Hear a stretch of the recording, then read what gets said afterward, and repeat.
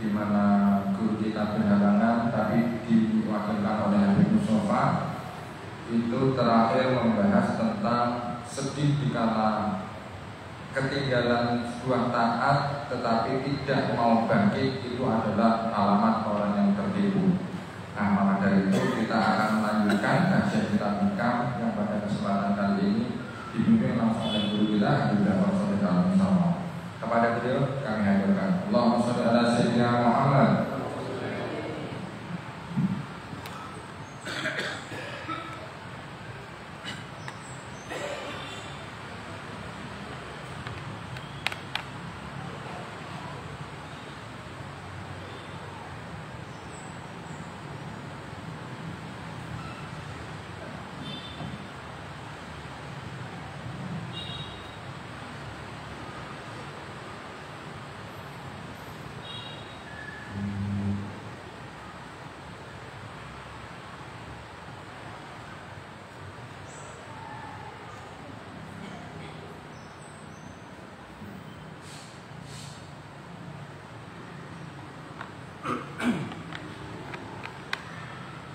Assalamualaikum warahmatullahi wabarakatuh.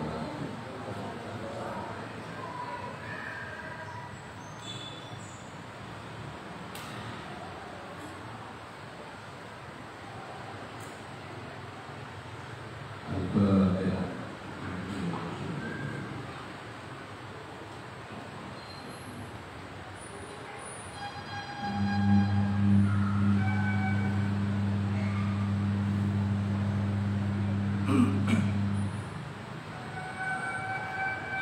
Bismillahirrahmanirrahim. Alhamdulillahirabbil alamin. Wa bihi nasta'in ala umuri dunya waddin. Summa sholatu wassalamu ala imamil anbiya'i wal mursalin sayyidina wa habibina wa syafi'ina wa qurrati a'yunina wa maulana Muhammadin sallallahu alaihi wasallam wa ala alihi wa ashabihi ajma'in. Amma ba'd. Hadirin hadirat rahimakumullah.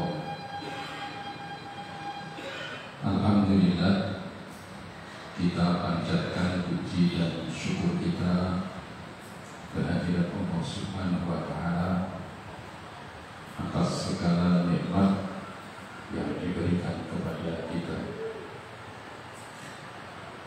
Alhamdulillah, sore ini Ahad yang pertama kita dipertemukan di dalam kegiatan rutin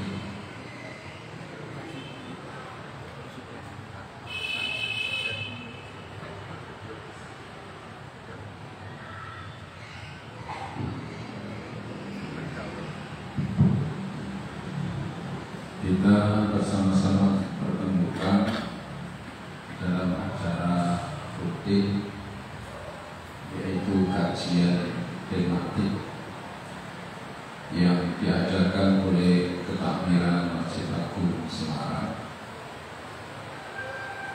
di mana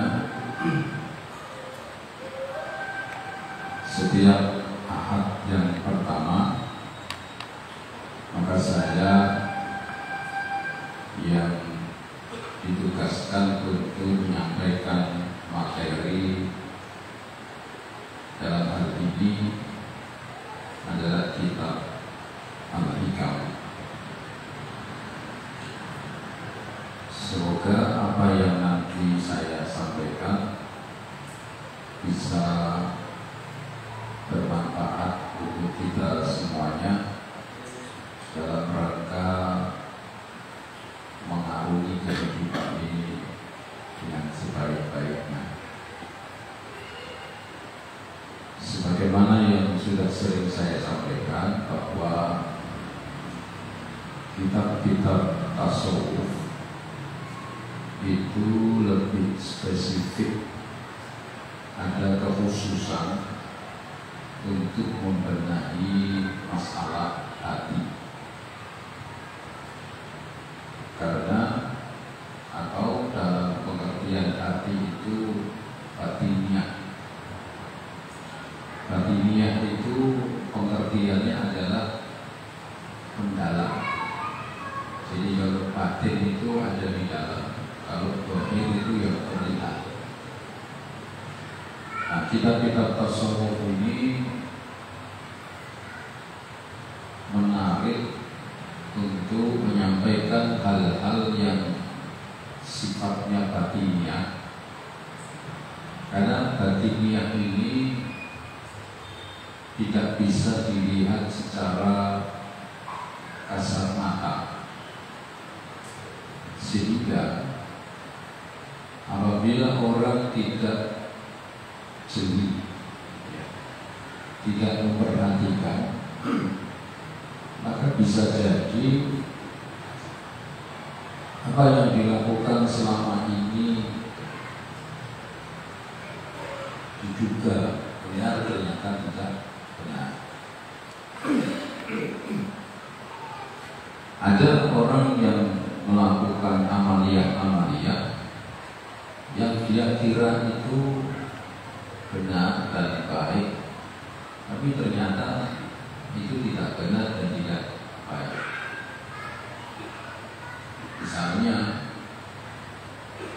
di zaman sekarang ini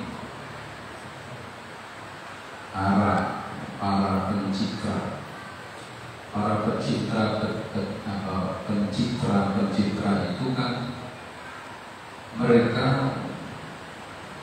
dengan bangganya melakukan pencitraan-pencitraannya. Bahkan mereka memamer-pamerkan, saya sudah menyumbang ini, saya mendirikan ini, saya itu.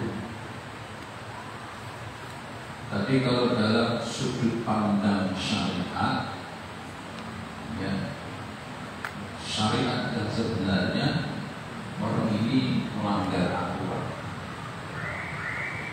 Karena bagaimanapun juga Allah tidak suka kalau ada orang beramal itu lalu dipamer-pamerkan.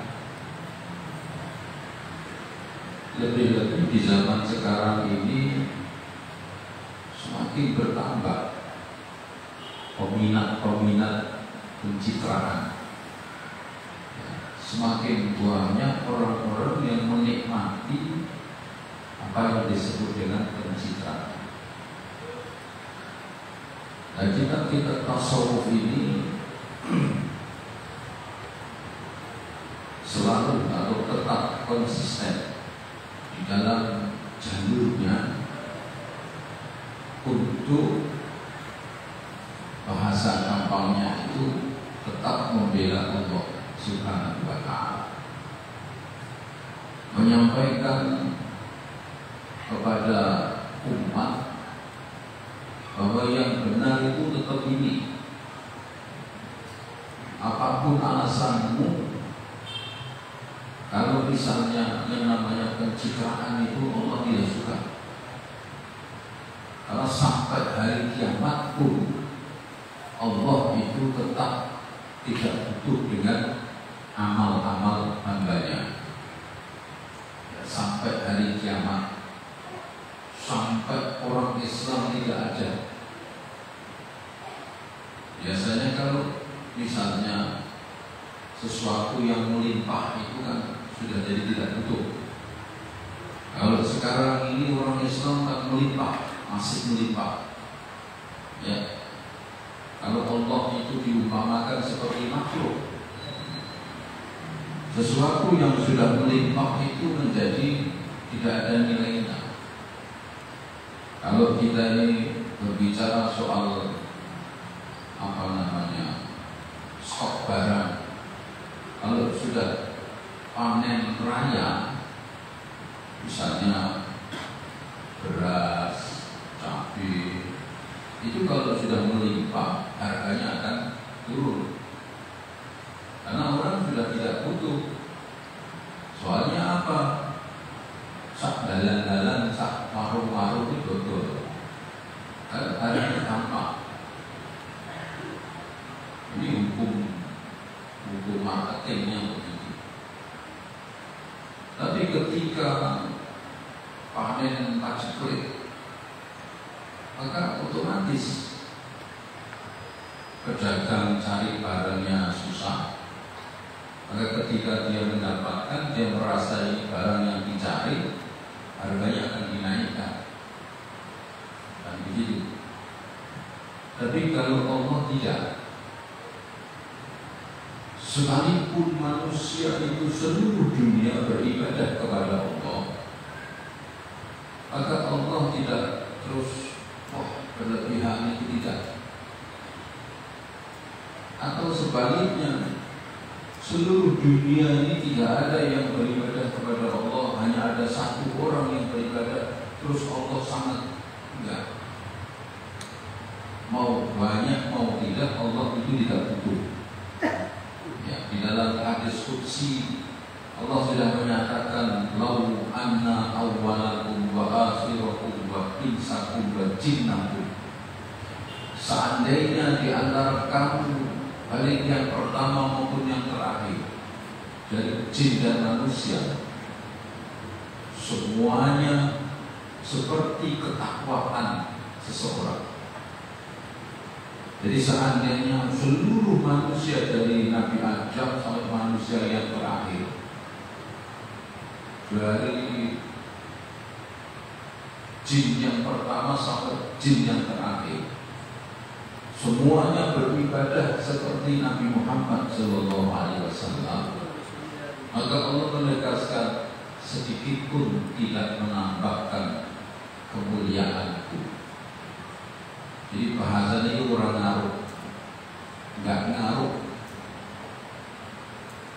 Atau seandainya manusia yang pertama sampai yang terakhir, jin yang pertama sampai jin yang terakhir, semuanya bermaksiat seperti iblis, maka sedikit pun tidak mengurangi kemuliaanku. Ya, jadi tasawuf ini selalu konsisten menyampaikan kepada umat bahwa kebenaran itu tetap abadi, keburukan itu juga tetap abadi, tidak ada bolak-balik zaman. Istilahnya begitu. Yang benar itu seperti itu. Orang-orang tasawuf, terutama ulama-ulama sufi, ya, ulama yang tasawuf itu, mereka itu berpegangan kepada apa yang disebutkan oleh Rasulullah SAW, "Qulil haqqa walau kana murra." Ya, katakan yang benar sekalipun itu pahit.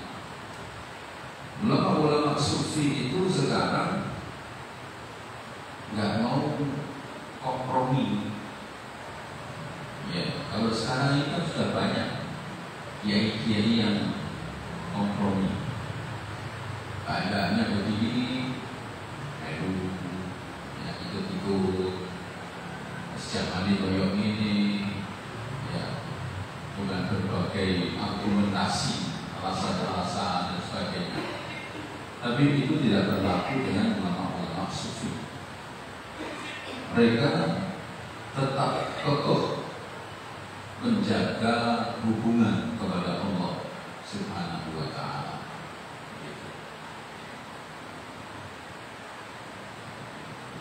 Atau kalau diumpamakan itu, kalau Allah bukan Allah, misalnya seseorang punya satu produk dan itu baik. Terus kalau ada orang yang sahabat kita mengaku senang dengan kita, kok tiba-tiba dia menggunakan produk lain, kira-kira bagaimana kitanya? Lebih orang yang produk padahal produk itu apik, kuat, murah, kok malah kira-kira seperti itu. Maka ulama-ulama sufi itu tidak mau dia memilih berpihak kepada yang lain, tidak berpihak kepada Allah Subhanahu wa Ta'ala. Nah, itulah sekilas dari pengertian pandangan ilmu tasawuf. Nah, kitab Al-Hikam ini adalah salah satu yang membenahi, yang mengurusi tentang masalah hati. Ya, hati itu artinya masalah dalam, jeruk, bukan lahiriah. Maka dari itu saya bacakan makalah di sini. Kun bi awsafi rububiyyatihi muta'alliqan wa bi awsafi ubudiyyatihi mutahaqqiqan. Jadilah kamu dengan sifat-sifat ketuhanannya muta'alliqan. Jadi manusia itu dalam kehidupan itu harus bergantung dengan sifat-sifat ketuhanan, sifat Allah. Wa bi awsafi ubudiyyatika mutahaqqiqan. Kalau dengan sifat-sifat ibadah atau hamba itu mutahaqqiqan, diperlihatkan. Jadi contohnya begini, kita dalam hidup itu harus menyadari ada sifat-sifat rububiyah, sifat-sifat ketuhanan, ada sifat-sifat ubudiyah, sifat-sifat kehambaan. Jangan sampai kita ini sebagai hamba terus ingin memiliki sifat-sifat ketuhanan. Apa itu sifat-sifat ketuhanan? Sifat-sifat ketuhanan itu yang pertama bahwa Allahu Ghaniyyun, Allah itu maha kaya, tidak butuh dengan yang lain. Allah maha kaya. Kita mesti tahu. Jadi kalau kita ini misalnya memiliki sifat, ingin memiliki sifatnya Allah, bisa nggak? Tidak butuh dengan yang lainnya. Ya, ini barusan lampu mati, terus menggunakan genset, ya bisa nyala. Tapi kekuatan kemampuan genset itu beda dengan listrik. Sehingga tadi ketika awal saya membuka itu kan suaranya pelan, nggak bisa seperti ini. Berarti kita ini butuh nggak dengan daya listrik? Jadi jangan kita ini menyatakan ini secara hakikatnya, saya nggak butuh kepada siapa-siapa, ya, hanya butuh kepada Allah saja misalnya. Nggak bisa. Yang namanya manusia itu di dalam Al-Quran itu juga diperintahkan ta'awanu, ya, saling tolong menolonglah di antara kita, alal birri wal taqwa, atas kebaikan dan ketakwaan. Jadi untuk mencapai kebaikan dan ketakwaan itu harus tolong menolong. Harus tolong menolong. Kita bisa mendapatkan pahala sedekah itu kalau ada yang kita sedekah. Ya. Jadi kalau ditelusuri, kalau kita mau sedekah dengan uang, itu harusnya tidak berterima kasih kepada orang miskin, karena dari dialah kita dapat pahala sedekah. Coba kalau tidak ada orang miskin, kita mau sedekah dengan siapa? Ya. Ta'awanu 'alal birri wat taqwa. Jadi ketakwaan juga begitu. Kita nggak bisa bertakwa kalau tidak ada ujian larangan. Ya. Bagaimana kita bisa bertakwa? Takwa itu kaidahnya mengerjakan perintah, meninggalkan larangan-larangan. Misalnya tidak ada babi, tidak ada judi, tidak ada minuman keras, ya, tidak ada yang jual babi, tidak ada yang jual minuman keras, tidak ada yang jual main judi dan sebagainya. Bisa kita meninggalkan larangan? Tidak bisa. Nah, kalau sudah seperti itu, nggak ada nilainya, maka itulah, ya. Jadi yang pertama, sifat ketuhanan, yaitu Allahu Ghaniyyun 'anil 'alamin, tidak tanggung-tanggung. Allah ini maha kaya. Ghani itu kaya, itu artinya tidak betul. Tapi nanti kita kaya kita ini tidak seperti kayanya Allah. Ya. Jadi kita harus menyadari seperti itu. Lalu yang kedua, bahwa Allahu Azimun, Allah itu maha agung, maha mulia, maha agung. Nah, kita ini jangan memposisikan diri maha agung. Ya, maha agung itu berarti yang paling top. Nah, kita ini punya orang tua, punya guru, punya kakak, punya paman dan sebagainya. Itu orang di atas kita semua. Supaya kita ini juga rendah. Seorang kiai besar sudah kondang, dia ketemu gurunya, dia nunduk cium tangan, dia tadarruk, yang merendah. Jadi jangan kamu koyo yo membusungkan dada, menang kelek, ya, menang kelek itu apa? Mangkrik gitu ya. Mangkrik itu bahasa Indonesia apa? Tenteng. Hah? Tenteng.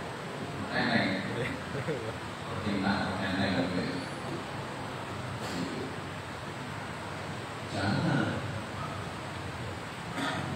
Kita hidup di alam yang apa yang disebut di atas langit ada langit, ya. Supaya kita tahu diri posisi kita. Kemudian yang ketiga,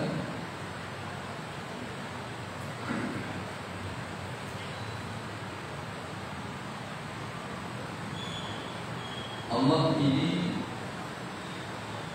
apa namanya, maha kuasa, ya, Qadir, maha kuasa. Innallaha ala kulli syai'in qadir.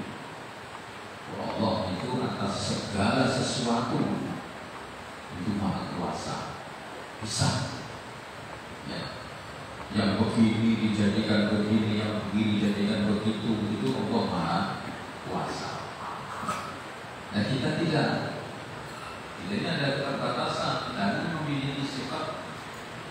Jangan ingin memiliki sifat seperti sifatnya Allah Subhanahu wa Ta'ala. Ya. Dan yang keempat, ya, Allah itu Qawiyyun, Maha Kuat. Tidak ada yang bisa mengalahkan kekuatan Allah.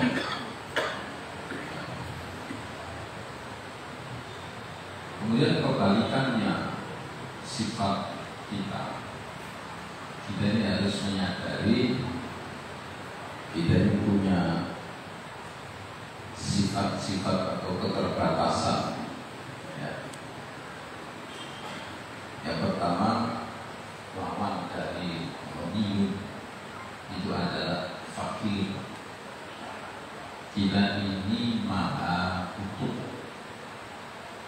Ya, supaya kita sadar kita ini dalam segala hal itu saling membutuhkan. Saling membutuhkan. Jangan merasa serba bisa. Ya. Jangan dikira kabeh diatur oleh duit. Ya, tidak bisa. Jadi kita ini orang yang serba itu bukan yang maha kaya. Kalau Allah tidak butuh dengan sesuatu, ya. Karena Allah mampu berkuasa melakukan sesuatu. Fa'an lima yurid. Allah itu melaksanakan, mengerjakan, melakukan apa yang Allah inginkan. Jadi supaya kita ini sadar bahwa kita ini nggak bisa berdiri sendiri. Kita ini butuh, ya, kita ini butuh.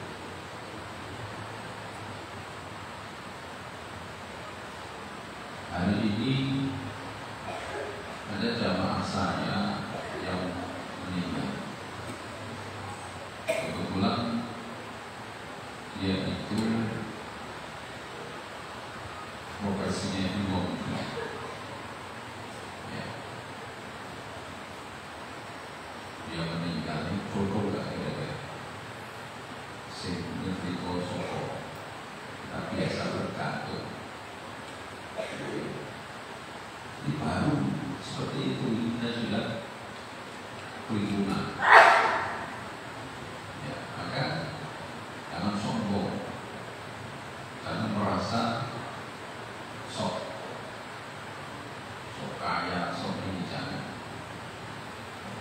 Orang-orang kaya itu, kalau saya pernah sampaikan, nanti perlindungan atau pas lebaran.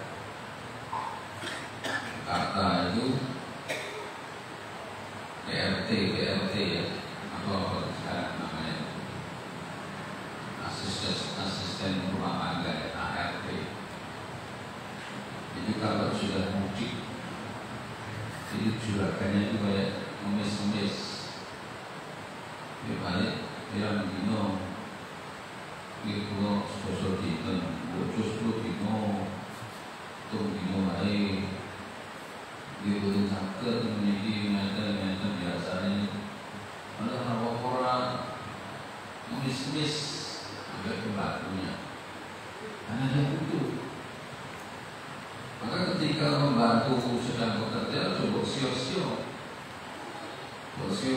minggat, coba ya.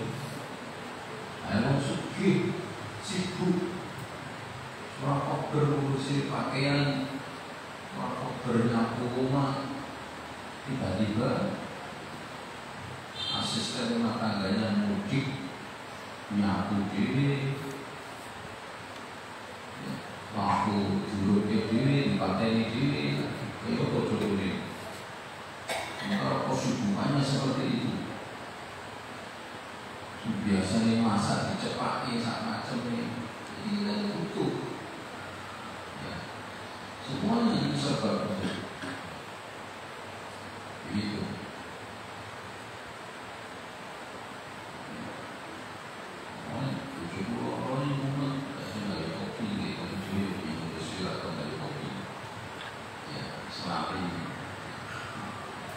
Ukuran ini lah ya.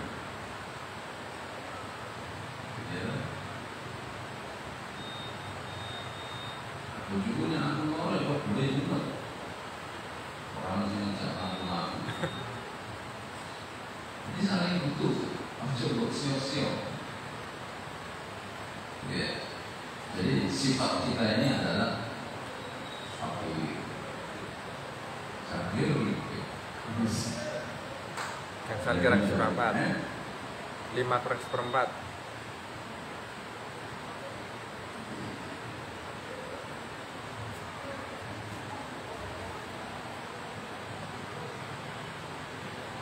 Yang kedua, tidak ada sifat lawan dari ketuhanan itu adalah zalil, rendah. Kalau Allah itu adil, maha agung, tidak ada rendah. Ya. Manusia ini ya bisa apa sih manusia ini? Orang dia pokok rendah ya. Allah itu maha agung. Ya tadi itu kalau kita berbicara tentang kedudukan itu kan selalu di atas langit ada langit. Jangan merasa berbuat dan sebagainya, tidak bisa. Saya pernah bercerita, saya pengajian di wilayah Muhibbi, jadi orang yang memuliakan kiai dan habaib. Kiai-kiai yang di sana itu kalau dengan habaib cium tangan, yang alim yang soleh maksudnya itu. Saya berada di situ. Tiba-tiba ada yang ngasih tahu, ada Pak Kiai dari Kauman 2.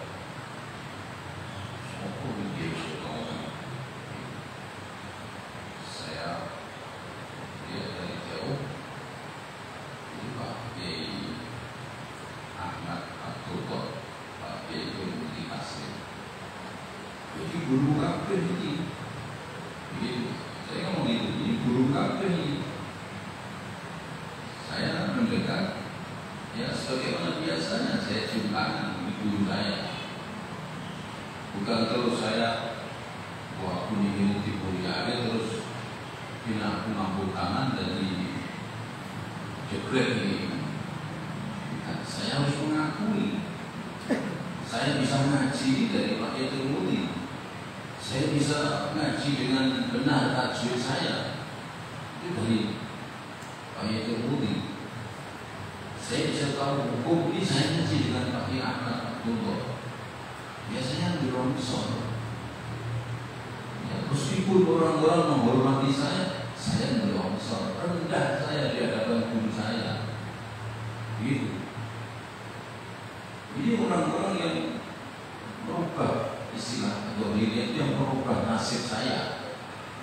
Coba kalau saya nggak ngaji dengan beliau-beliau, apa jadi karyawan kafir aku. Dia beragam. Maka dengan beliau ini saya bisa dihormati oleh orang banyak. Karena saya ngaji tentang fikih, saya ngaji tafsir, saya ngaji dengan beliau. Saya bisa baca Quran. Boleh dites ngajiku misalnya yo. Meskipun terlalu fasih tapi yo paling orang masuklah misalnya. Ya. Saya baca darusan misalnya masuk, tapi saya juga bilang ini dari Pak Yaitul Putih. Begitu. Orang-orang ini dikira dua orang itu cium tangan dengan saya. Wali, sekolah tahu lagi, ya. Begitu. Jadi kita ini rendah. Manusia itu sifat rendah.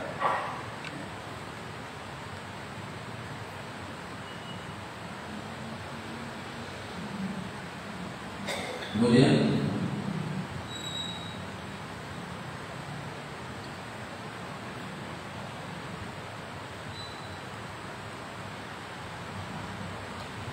yang ketiga itu apa? Ajas.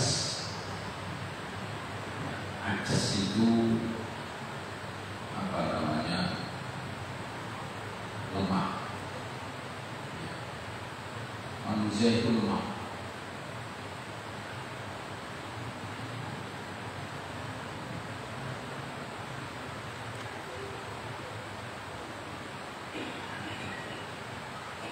Wa khuliqal insanu dha'ifa.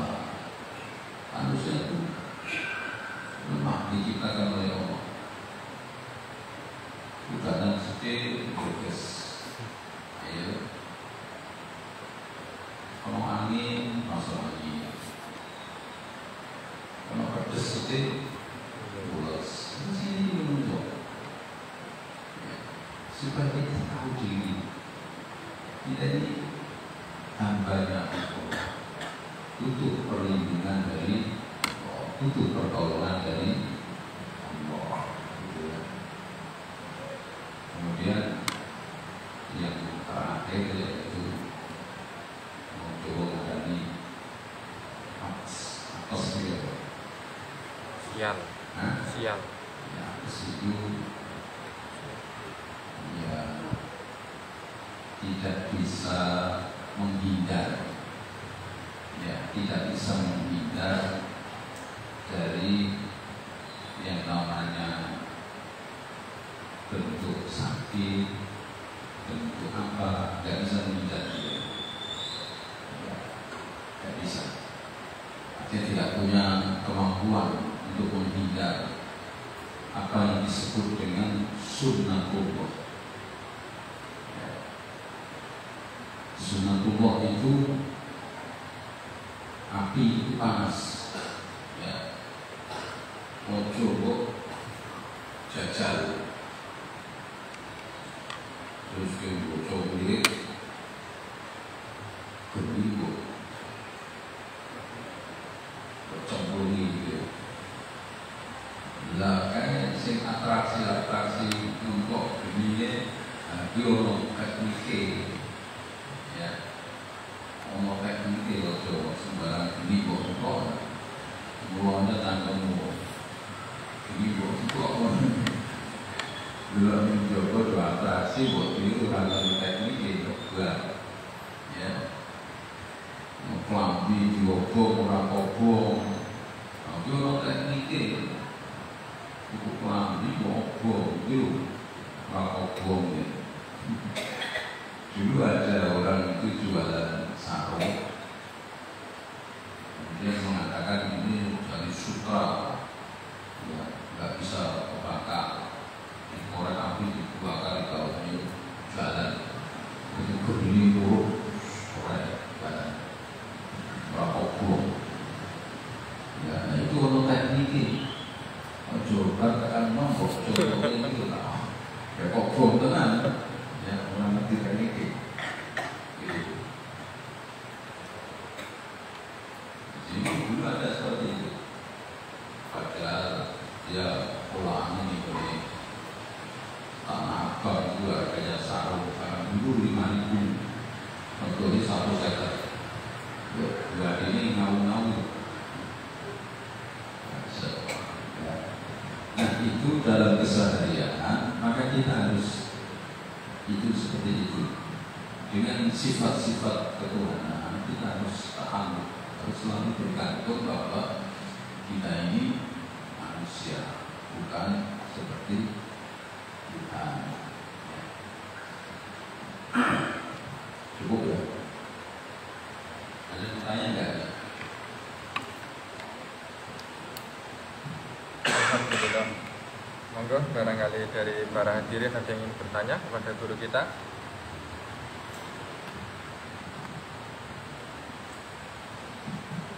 Monggo barangkali ada yang bertanya.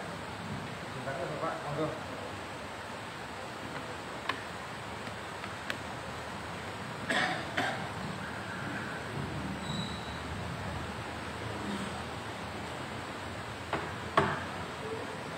Assalamualaikum warahmatullahi wabarakatuh. Mungkin ada dua pertanyaan dari saya. Yang pertama, kenapa ada orang yang tidak suka pada sufi? Terus yang kedua, mungkin kita tidak boleh ingin memiliki sifat-sifat Tuhan, tetapi untuk mencontoh sifat Tuhan boleh, misalnya sifat Rahman dan Rahim. Ini itu dari saya. Terima kasih. Assalamualaikum warahmatullahi wabarakatuh. Kenapa ada orang tidak suka dengan sufi? Ya, karena orang-orang sufi itu dianggap tidak realistis. Ya, zaman saya ini, zaman sekarang ini kan orang yang namanya toleransi, berbaur itu kan sudah menjadi biasa. Harusnya kan seperti itu. Ini ada orang-orang sufi koyok dianggap koyok biaya. Saya sering bercerita dulu kebayaan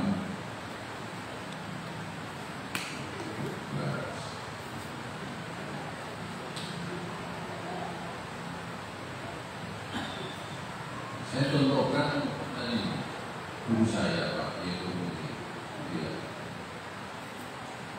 zaman dulu dan tahu grup nasi jariah, tahu nggak? Grup Kosidah nasi jariah itu kan basketnya di kampung Nusa, pembinanya itu Pak almarhum Pak Zen, itu kan tinggal di situ. Itu anak-anak nasi jariah itu kalau ngaji Quran sama Pak itu jadi sangat dekat dengan keluarga. Nah, orang-orang Kauman ini terutama ada yang namanya PT dan PKRKS. PT dan PKRKS itu perkumpulan taklim dan pengajian keliling remaja Kauman. Saya dulu termasuk di dalamnya. Nah, itu kalau ada acara pengajian Isra Mi'raj atau hari-hari besar Islam misalnya, itu sering diisi oleh nasi jariah, kejelasan dan sebagainya di Kauman ini. Nah, Pak itu selalu diundangkan hadir. Tapi begitu acara hiburan nasi jariah naik, baik itu pulang. Ini kan dianggap tidak realistis. Ngomongin zaman saya ini lah, rakyatan basa-basi, ngomongin sedilu dan itu ya. Orang-orang sufi juga mau tahu. Bagi mereka, ini kalau nggak baik ya sudah, nggak baik. Tidak begitu. Pakai Ahmad Abdullah waktu kepanitiaan zakat fitrah, zakat mal. Ya. Ada orang datang menjauh di tukar duit 10.000 waktu itu zaman. Terus jadi waktu kepanitiaan itu kan ajak orang yang nyumbang uang terus ditabung gitu ya. Terus ada orang yang beli beras. Panitia itu kan biasanya menyediakan beras. Nah uangnya itu dipisah. Ini uang yang mau zakat mal dengan uang yang beli beras dipisah. Nah, ada orang tukar sih itu ya exit dari uang yang beli beras. Orang yang mau dari luar kan ini, lu preso, ini duitnya uang amanat, konton nyampe ke. Jadi rasa ditukar, mana ditukar mau itu, jadi sekalian duit kayak ini. Jadi kan orang-orang kan, oh duitnya ya, kewonan lu apa itu kok lagi. Orang-orang sufi gak mau. Ojo, ini duit amanah. Amanah teman nyampe ini fakir miskin ya Ustaz. Bu api, bu era ya segini. Karena bingung lah, gampang mungkin. Jadi itu mau nih, merensok. Itu kan tidak realistis. Nah orang-orang yang awam-awam ini, kalau melihat orang-orang sufi ini, yang mungkin tidak suka karena tidak mengerti dia. Sufi ini mau tidak awal, ya. Sufi itu seperti itu. Kemudian bagaimana kalau kita ini memiliki sifat-sifat Allah? Ya bagus, tapi tidak bisa sempurna. Bisa enggak kita ini memiliki sifat Allah? Misalnya ini, Inna rahmati balagat ana ghadabi. Sesungguhnya rahmatku ini mengalahkan murkaku. Ya. Jadi kan mau minta contohnya misalnya, saya ludahi, terus saya minta maaf. Kira-kira bisa nggak dengan menerima? Hah? Bisa? Agak bisa. Agak berat. Agak berat atau nggak bisa. Ya, ini Jepang dengan Ustaz siapa? Coba, namanya Front. Ucup. Terkenalnya loh. Teh pucuk harum terkenalnya. Pucuk harum. Pucuk harum Asmane sudah. Asmane Ucup. Ucup apa bisa? Asik gitu deh kan. Oke, itu nama.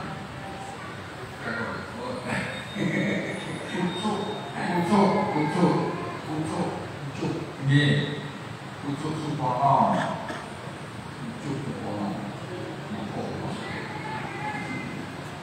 Misalnya ini Ustaz Ucup ini orang jaringan, ya tahu-tahu dia bukan putih, ya terus maaf ya Pak, kira-kira dengan gimana?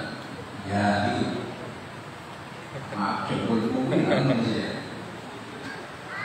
Jadi kita ini mau meniru sifat rahmat Allah boleh, tapi nggak bisa keseluruhan. Ya.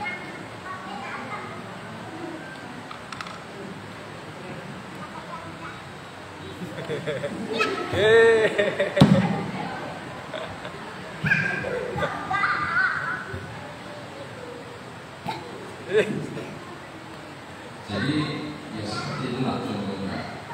Ya. Jadi Allah kalau maha kasih sayang Allah ini. Seandainya dosamu itu sebanyak duit di laut, tapi bila engkau mau bertobat diterima tobatnya oleh Allah. Begitu. Nah, kita menyontoh Gusti Allah, ya Rasul. Ya, ada orang menghina orang tua kita, terus tiba-tiba datang minta maaf. Bagaimana kita ini? Ya kita mencoba untuk memiliki sifat rahimnya Allah, tapi jangan terus kayak Gusti Allah ini bertentangan dengan nurani kita sendiri, begitu ya. Rasulullah Shallallahu Alaihi Wasallam satu ketika dalam pengajian ada suara di balik beliau, ya Rasulullah, saya ini wahsy, boleh nggak saya ini ikut pengajian dengan? Begitu. Wahsy itu yang membunuh Sayyidina Hamzah. Waktu itu Nabi marahnya luar biasa. Sayyidina Hamzah yang pada saat itu dibutuhkan dalam barisan Islam, dibunuh dengan cara yang pengecut. Ya, Nabi marah. Pada saat itu, ketika Wahsy tidak masuk Islam, ya Rasulullah, saya ini Wahsy, boleh nggak saya ikut ngaji? Apa kata Nabi? Boleh, tapi tolong kamu jangan menampakkan ya di depan saya. Itu kan berarti Nabi rasanya masih memendam marahnya. Tapi seperti itulah Nabi menerima. Boleh kamu ikut, tapi tolong jangan menampakkan wajahmu di depan saya. Itu Nabi. Nah, kalau kita ini boleh apa? Ya. Kalau kita menyentuh sifat rahmatnya Allah, itu ada jalan yang pernah lewat melintas Demak menuju ke Bengkulu. Ada jalan yang sekian 10 meter itu jeblok. Saya tanya, ini orang dibangun sama apa? Oke, ini soalnya masyarakat ini orang belum milik calon bupati. Jadi begitu bupati jadi jalannya lagi jeblok di orang Indonesia. Bisa nggak bupati itu orang milih aku tetap tak bangun gitu? Ya, saya ngerasa nih bila aku saya ini jalan orang aspal, rasa jeblok kalau bakal kan gitu. Susah. Ya nggak bisa. Kita ini kalau mau mencontoh kalau ya rohimnya aja, cuma jangan terus kita kok mau berusaha seperti Allah, gitu ya. Sudah cukup. Ayo ditutup. Baca Al-Fatihah.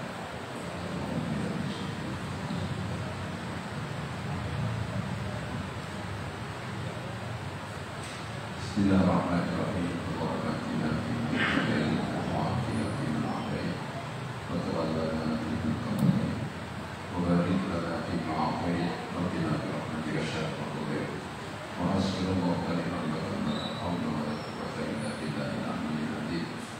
Allahumma inna nas'aluka al-'afwa wal 'afiyah was-salamah wal istiqamah wal qana'ah bis-sa'adah fid din wal akhirah. Rabbana atina fid dunya hasanah wa fil akhirati hasanah wa qina adzabannar.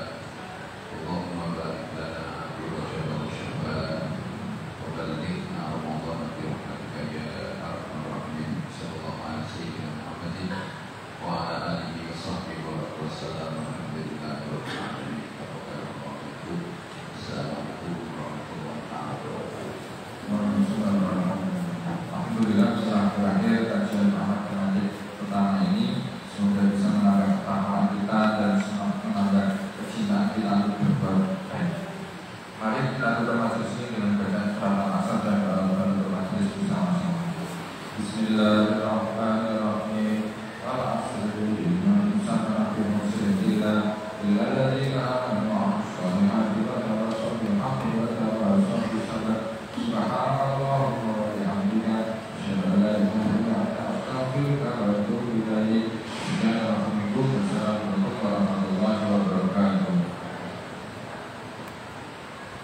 Allahumma shalli ala sayyidina